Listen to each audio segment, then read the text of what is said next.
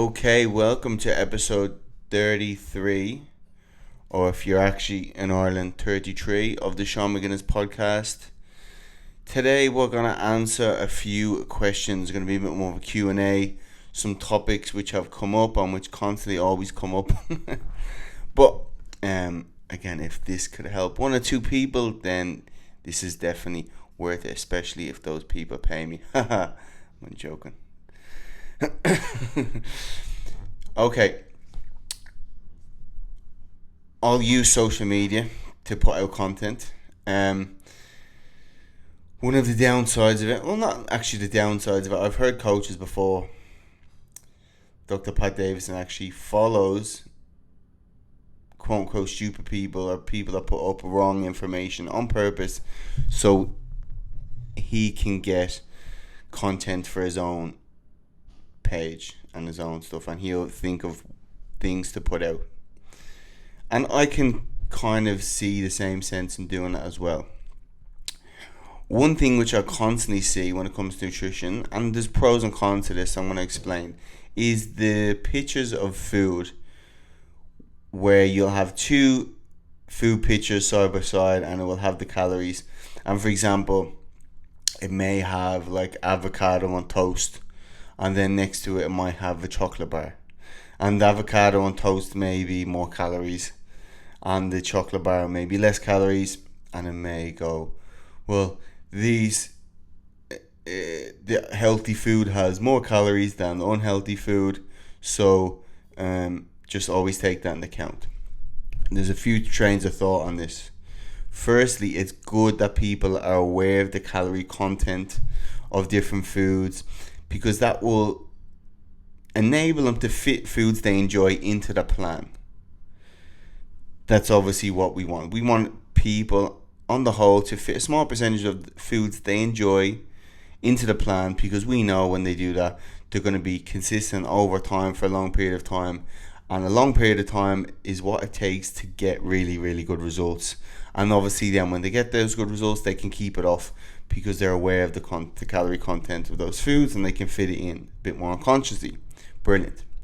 However, simply doing this is also a bit too simplistic as well.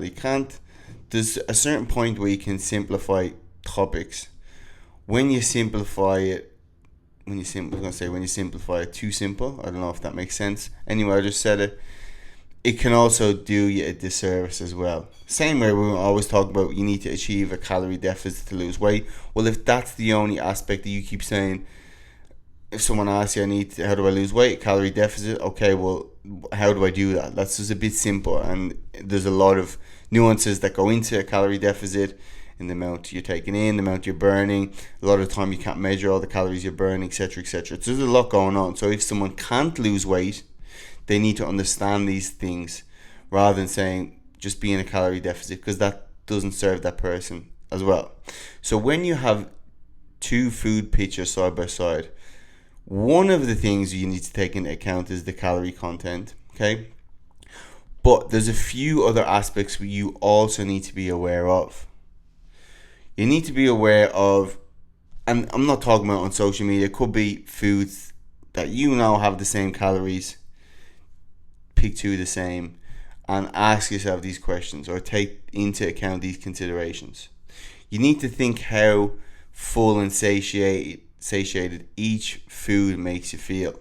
So for example, going back to the avocado on toast versus the chocolate, okay, if they're the same amount of calories.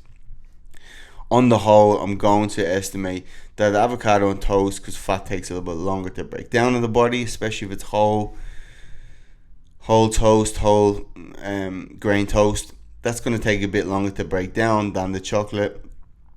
So it's going to probably keep you fuller and satiated for longer. So if we look at someone's daily calories, say for example they need 1500 calories to lose weight, and that chocolate contains 300-400 calories. Well, if that chocolate leaves you hungry straight away after, well, now you've just used a big chunk of your day up on a food that's going to leave you hungry after, and thus it may not serve you in the best way, because if you're constantly hungry during a calorie deficit, it's going to increase the chance you're going to binge out and you won't be able to stick to your calorie deficit. So it still comes back to how well you can stick to that. Versus if you look at the avocado and toast, if that fills you up for a good while, okay, and you may use 300 400 calories of that 1500 calories, okay, well, that's not as bad because it's going to tie you over for longer, and so you won't leave you as ravenous, and so the likelihood that you can stick to your calorie deficit is going to be up compared to the chocolate. So they're the other things you need to take into account. We also need to take into account how likely you are to overeat on the food. Okay, if you look at the chocolate, okay, you could portion out 400 calories of a chocolate and put it by side 400 calories of avocado and toast, but in reality, you may want to just eat the whole bar of the chocolate. You may want to eat 1,000 calories of the chocolate, so it may be very hard to stop yourself. Versus avocado and toast, I don't think I've had a client come see me who has overeaten an avocado and toast, and that's the reason they're out of shape. Okay, we need to look at the nutrition value of that food. For example, we need to look at the macronutrient breakdown, protein, fats, carbs. Obviously, higher protein foods are more beneficial. So if you have two foods with the same calories, the higher protein food is probably going to leave you fuller and more satiated compared to, say, a more processed version of that food, which is allow us to stay fuller for longer and tie back into what I talked about before. We can also look at the micronutrients, so like the minerals and vitamins of that food as well. For example, avocado toast, that's going to contain a lot of minerals and vitamins versus the chocolate. Okay, and then you also will look at, like I talked about before, how quick it breaks down the body. So more processed foods broken down quicker, that may leave you, might spike your blood sugar, and then it might crash your blood sugar, and then you may get hungry again for higher calorie and high sugary foods. Versus if you eat avocado and toast, well, that could leave you fuller for longer. It's going to be a slower releasing blood sugar release, so your cravings are not going to be as high from those foods, thus allowing you to be more consistent to your calorie deficit. And we can also look at the energy you feel from those foods. Again, if you eat a food that's kind of more processed, it will spike your blood sugar, even more so if you're out of shape and you have poor blood sugar regulation. And then when you get a crash, your energy is going to be down. You're going to get kind of what they call a sugar crash. Versus again, if you eat more whole foods, like avocado and toast, where it's a longer blood sugar release, your energy is going to be better. So there's a lot of variables we need to take into account when you're comparing foods. Okay, now outside of the pure science and nutrition of it, we can look at enjoyment, we can look at mental satisfaction. All these things as well tie into it 100%, because like I said, it's not viable if someone's going to eat 100% whole foods all the time. Our world's not set up that way. We live in a world where people eat for pleasure. Those people include me. So we also have to account for the human factor as well.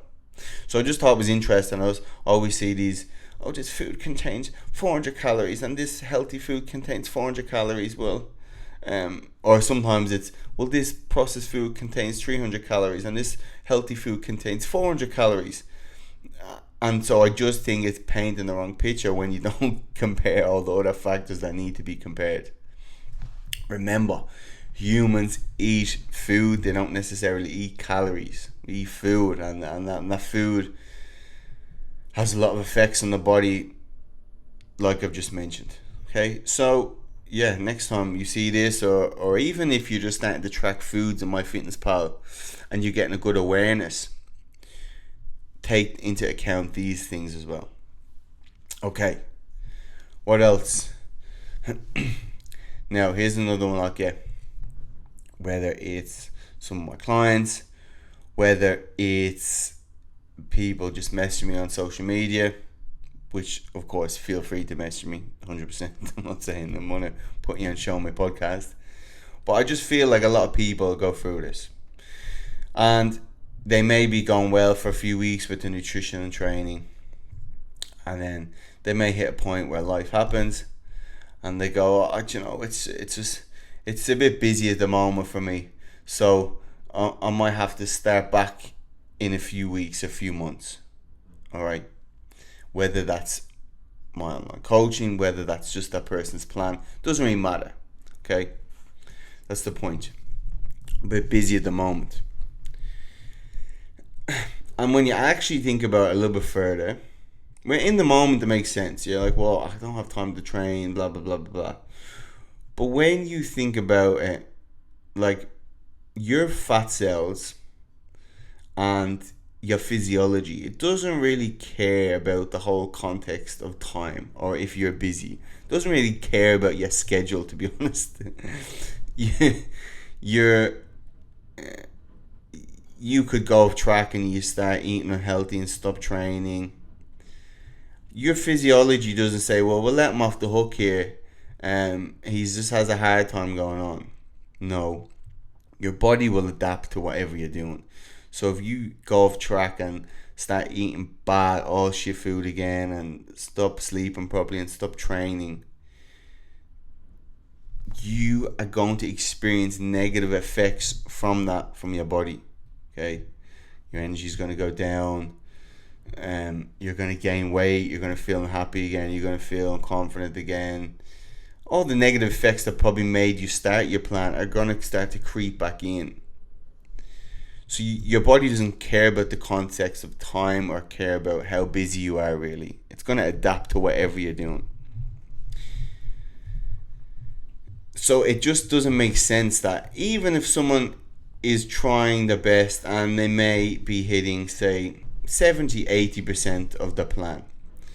Well, if that person was at the start hitting 100% of the plan, and then stuff comes up and they start to as 70-80% successful with a lot of stuff, they may go, oh, do you know what? Well, I can't get 100%, so I'm just going to give up. That doesn't fucking make sense. So you're telling me because life has come up, you're suddenly going to start to, you're just going to throw out the whole concept of trying to help yourself, and you're going to just give it 5% instead of the 70-80.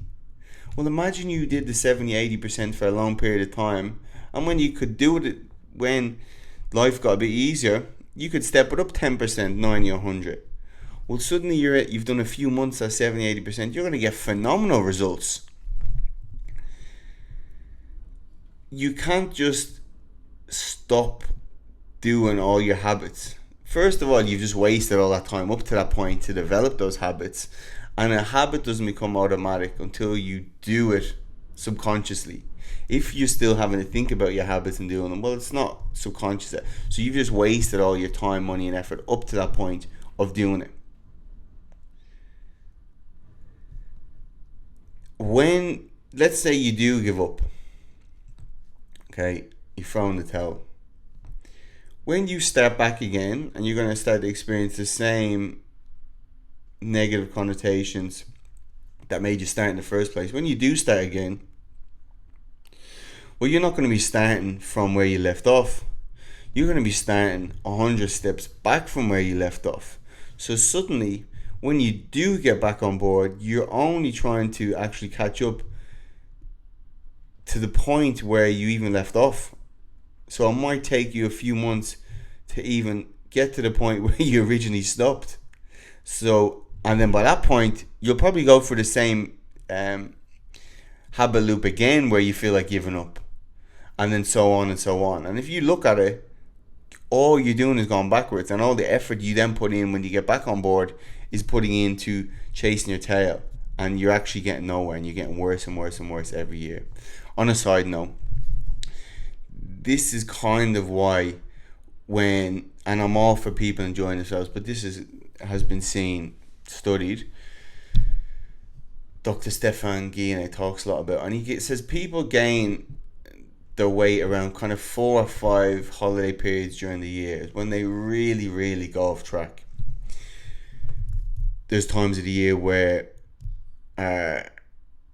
we become more sedentary, say Christmas, Easter, all those times of year, and then food becomes way more prevalent. And then when we add the both of them in for a long period of time, we gain a weight around those few periods, and then we just spend the rest of the year trying to lose it. And then every year you'll gain a little bit more and a little bit more, and you'll spend the rest of the year trying to lose it, but and a gross margin, you'll still have gained weight. And if you gain a few kilos every year, 2 kilos every year for 10 years is 20 fucking kilos. Okay, so it's the same kind of concept here. I seen a quote on Instagram. Normally, what comes after that sentence is something not nice, but this was actually a brilliant one. I'm gonna butcher it a little bit, but what I can remember of it, they use a few examples. Marriage is hard, divorce is hard, choose your hard. Okay, I think that was one of them. Saving is hard, being poor is hard, choose your hard. Okay, and it has being fit is hard, being overweight is hard, choose your hard. So I guess it's the whole point, and it is that sums it up nicely. You're a bit busy at the moment. Yes, it's hard. Well, guess what else is hard? Going off board and all the negative effects that come with it. So humans it's always the grass is always greener. When you're in a relationship, you wish you were single. When you're single, you wish you're in a relationship. When you're out of shape, you wish you were healthy. And when you're healthy, you just want to get back being out of shape again. Well, the habits that come with it, not necessarily the long-term effects. So I guess it's a case that you need to accept that it's not easy. But when it gets a bit hard, you can't just give up. What's the whole point in that? Well, what if you went for your whole life, and when something gets a little bit hard, you just give up? Or when the time doesn't really suit you to train, just give up. I know people are time poor, but it's no excuse for you to not be healthy. Or if it is, you need to live with the consequences that come with that. Okay? I've trained hundreds of people, and I've seen when someone is serious about losing weight or getting fit, I've seen how much you can manipulate someone's schedule to fit the stuff in that needs to be fit in. Again, a lot of the people that go, I'm just a bit busy at the moment, you'll probably look at their screen time on their iPhone or on the Netflix, and there'll be 2 hours, no doubt, scrolling through Instagram all day, telling you don't have time. So it's not a case that I'm one of those no excuses, but I am at the same time with a little bit more empathy. But again, you need to choose your hard. That's the whole point of it. And if you have the expectation that fat loss should only happen when you have a lot of free time, well, your body doesn't work like that, because your body will store excess calories no matter what time it is, and your body will burn off fat when you don't give it that many calories. So you're only really doing yourself a disservice, as crazy as that is. And again, it comes back into people feel like giving up constantly. They might go, well, I'm just not in a good headspace at the moment. Okay, if you look at giving up, I think giving up is kind of the same as motivation. Well, it is. You're demotivated, aren't you? Well, like I always say before, if you constantly expect your motivation to be high, your expectations are all wrong. And when you don't align your expectations with the reality of a situation, you're going to set yourself up for lifetime unhappiness, or unhappiness while doing a fat loss plan. And what I say is you probably expect to feel like giving up at a certain stage. It's kind of normal. You go for uni, do exams, you go, fuck this, I really feel like giving up. Well, what's the alternative? Are you going to drop out? So you kind of, in fat loss, you go, well, you're going to always have the devil on your shoulder just shouting at you, just give up, give up, give up. You run on the treadmill for 60 seconds, you have a devil on your shoulder telling you to give up, it's too hard. So you just need to accept that that's the way your brain works. It kind of likes to stay in its comfort zone. Doesn't like to do, even just for some people, training at home will be the hardest thing. They'll have the devil on their shoulder saying, just watch the Netflix, just go on the computer, we'll train tomorrow, it's okay, you've had a long week. And so you always need to expect your brain. It has a lot of fallacies. It has a lot of flaws. You need to expect this. You'll feel like giving up. That's just what's going to happen. You just accept that and just go, well, I expect it to think like this. It's kind of why we say don't focus on trying to be motivated all the time. Focus on discipline, which is just carrying out your habits, whether you feel like it or not. And feeling like giving up's the same thing. Even if you feel like giving up, okay, just look at that thought running through your head. But that's not an excuse to not carry out your habit. You can still feel like giving up and still train. Anyone who's trained couldn't think of anything worse. And you'd be probably saying to yourself for the first 20 minutes of a workout that same thing. And then by the end of the workout, you go, oh, I can't believe I wasn't going to do this. I feel unbelievable.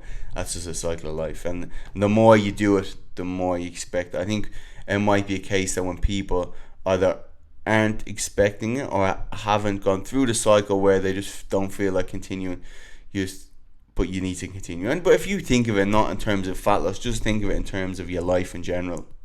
COVID hits. Yeah, you probably feel like just doing nothing, but what's the alternative? So in terms of fat loss, there's a few things you can do when you feel like this. Obviously, first is focus on discipline, but there's a cool little, I actually talked to Dr. Gary Mendoza, and we touched on it briefly last week.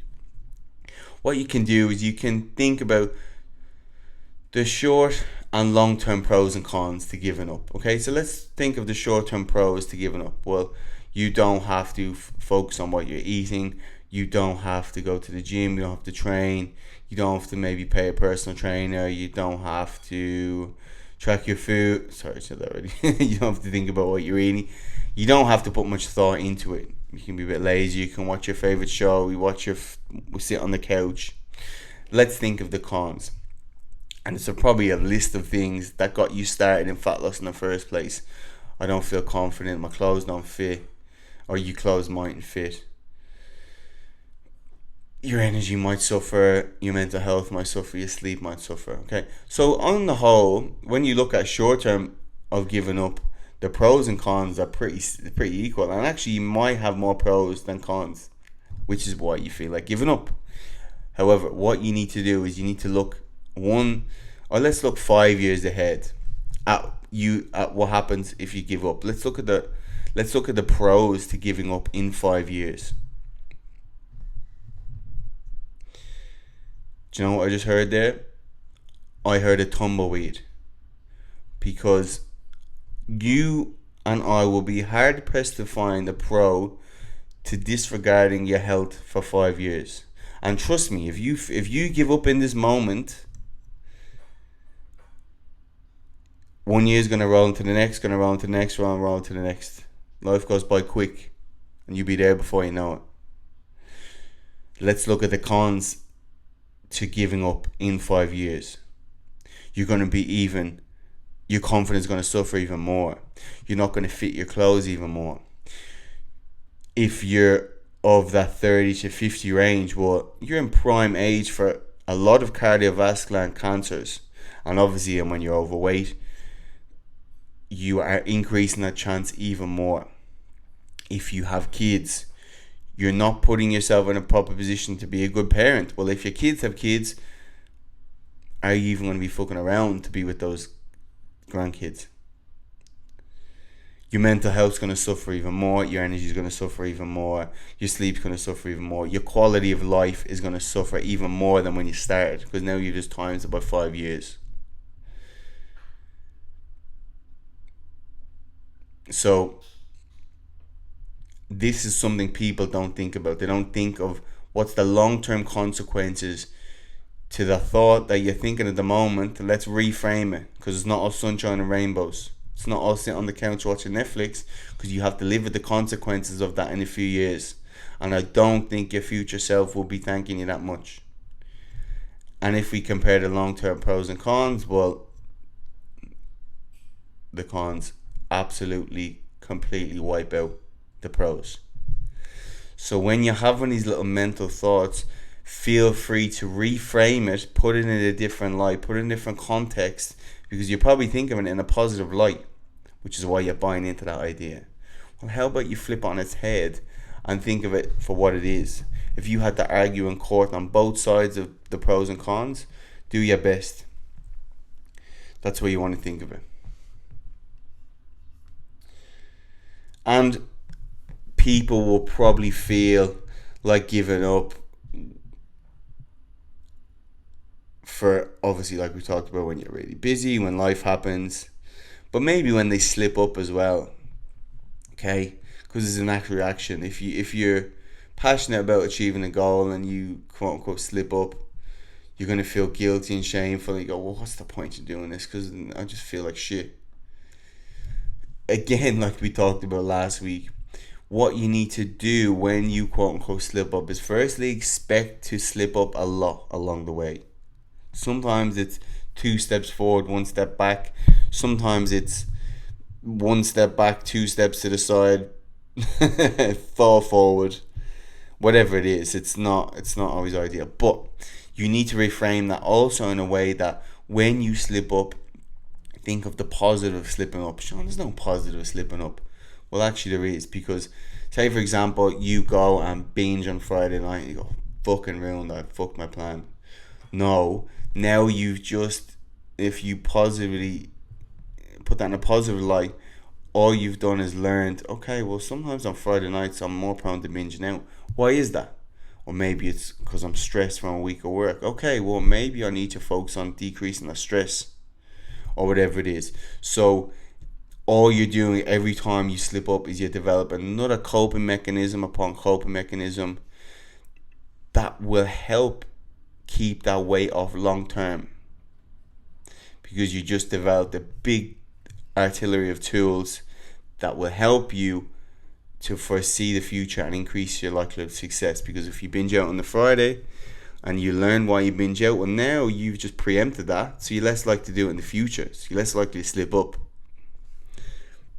Okay, I don't like to use that cliche stuff, win or learn, but it is that in essence. Okay, reframe it. Okay, I think that's enough for today. That's the main things I wanted to cover. And I definitely think that will help a lot of people, especially the latter, when it comes to more the mindset stuff. Because as I said, our brains play tricks on us, and they don't always serve us in